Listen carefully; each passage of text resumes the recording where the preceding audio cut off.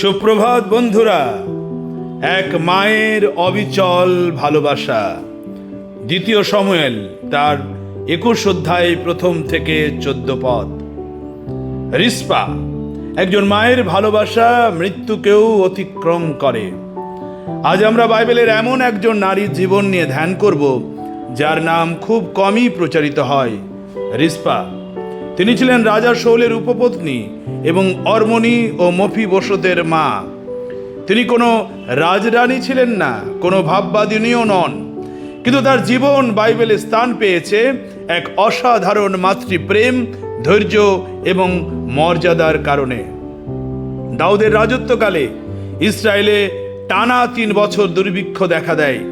দাউদ ঈশ্বরের কাছে কারণ জানতে চাইলে জানা যায় শাউল গিবিয়নীদের সঙ্গে করা চুক্তি ভঙ্গ করে তাদের হত্যা করেছিলেন। সেই পাপের বিচার স্বরূপ দুর্ভিক্ষ এসেছিল। গিবিয়নেরা প্রতিশোধ হিসাবে শাউলের বংশের 7 জন পুরুষকে চাইল।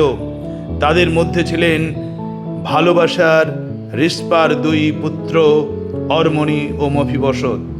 তাদের মৃত্যুদণ্ড দেওয়া হয় এবং মৃতদেহ পাহাড়ের উপর ঝুলিয়ে রাখা হয় আর 5 জনের সাথে।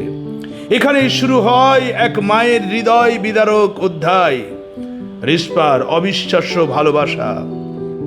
রিস্পা একটি চটের কাপড় নিয়ে পাথরের উপর বিছিয়ে বসলেন।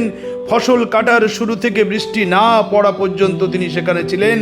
দিনে পাখিদের এবং রাতে বন্য পশুদের মৃতদের কাছে আসতে দেননি, তাদেরকে রক্ষা করেছিলেন। 2 শমূয়েল 21 অধ্যায় 10 পদ। এক মর্মান্তিক কাহিনী।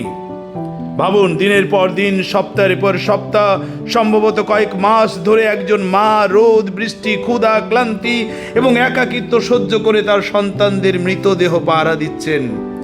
তিনি তাদের আর জীবিত করতে পারেননি, কিন্তু তাদের মর্যাদা রক্ষা করতে পেরেছিলেন, বৃষ্টির অপেক্ষা করেছিলেন।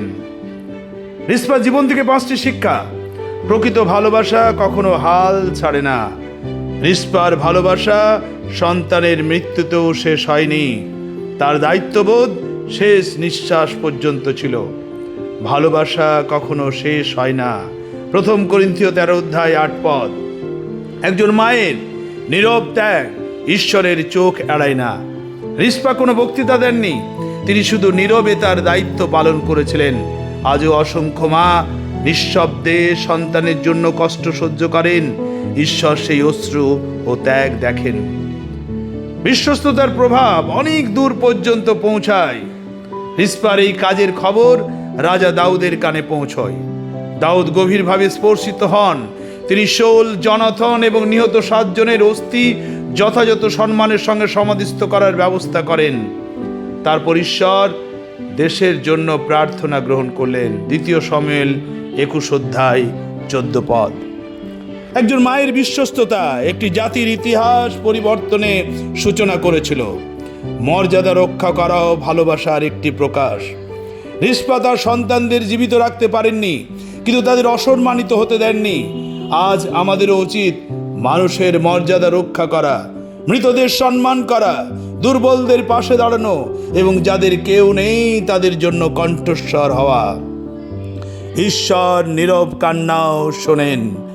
রিস্পার মুখে কোনো প্রার্থনার কথা লেখা ছিল না, কিন্তু তার কাজই ছিল এক নীরব প্রার্থনা। অনেক সময় আমাদের চোখের জলেই ঈশ্বরের কাছে সবচেয়ে শক্তিশালী ভাষা হয়ে ওঠে। গীতসংহিতা 56 অধ্যায় 8 পদ বলে, তুমি আমার অশ্রু তোমার পাত্রে সঞ্চয় করে রেখেছ। রিস্পার জীবন আমাদের কয়েকটি গুরুত্বপূর্ণ প্রশ্নের সামনে আজ দাঁড় করায়। আমরা কি আমাদের পরিবারের জন্য ত্যাগ স্বীকার করতে প্রস্তুত?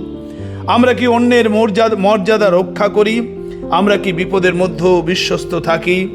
আমরা কি বিশ্বাস করি যে ঈশ্বর আমাদের নীরব কান্নাও শুনছেন? রিস্পার গল্প কোনো অলৌকিক আশ্চর্যের গল্প নয়, এটি অবিচল ভালোবাসা, নীরব ত্যাগ এবং অটল বিশ্বস্ততার গল্প। তিনি আমাদের শেখান ভালোবাসা শুধু অনুভূতি নয়, এটি আত্মত্যাগ। বিশ্বস্ততা কখনো বৃথা যায় না। ঈশ্বর নীরবে কাঁদা মানুষকেও দেখেন এবং যথাসময়ে তার ন্যায় বিচার ও করুণা প্রকাশ করেন। রিস্পার নাম হয়তো বাইবেলে মাত্র কয়েকবার এসেছে, কিন্তু তার ভালোবাসা যুগে যুগে প্রতিটি মা, প্রতিটি বিশ্বাসী এবং প্রতিটি সেবকের জন্য এক অনন্ত অনুপ্রেরণা। আপনাদের সময় হলে পড়বেন অংশটি। ভালোবাসা ধৈর্যশীল, ভালোবাসা দয়ালু, ভালোবাসা কখনো শেষ হয় না। 1 করিন্থীয় 13 অধ্যায় 4 থেকে 8 পদ।